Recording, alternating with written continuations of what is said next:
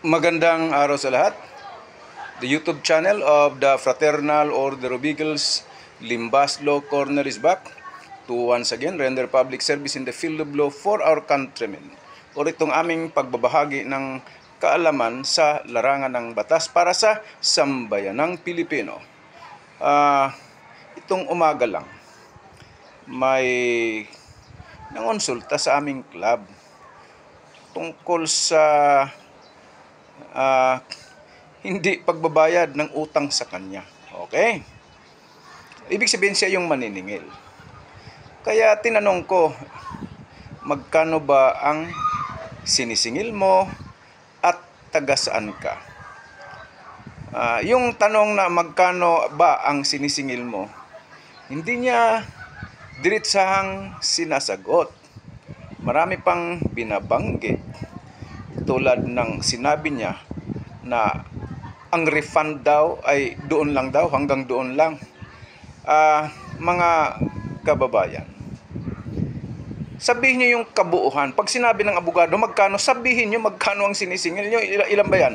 100 million? Sabihin niyo 100 million. Okay, bakit? Kasi sa larangan ng batas, merong tinatawag na jurisdiction. Kung magsampa na ng kaso, iyan ay depende sa halaga ng singil ninyo. Kaya maaari ang kaso, civil case for collection of a sum of money, maaring isampa doon sa regional trial court or maaring sa metropolitan trial court or municipal trial court. Ulitin ko, depende sa amount or halaga ng sinisingil ninyo. Kaya sabihin nyo, huwag niyong isipin agad, nako, itong abogadong ito, nako, baka mamorsyento ito. Hindi naman ganun yung mga abogado, mamorsyento. Lalo na sa akin, hindi ko kailangan pera ninyo. Hindi ako mayaman. Pero sa mga ganung bagay, hindi ko kailangan ng pera ninyo. Pasensya na, hindi ko kailangan. Pangalawa, tinanong, saan bang lugar yun? Yun ang hindi sinagot. Mahalaga din yun. Kasi ang issue doon, yung civil case kasi, may tinatawag na venue. Saang lugar sa bansang ito isasampa ang iyong reklamo. So mga kababayan, ulitin ko, pag nagtanong yung abogado, kahit sinong abogado, kung magkano ang sinisingil mo, sabihin mo yung kabuuhan. At sabihin mo kung taga saan ka. Huwag yung pinapaikot pa.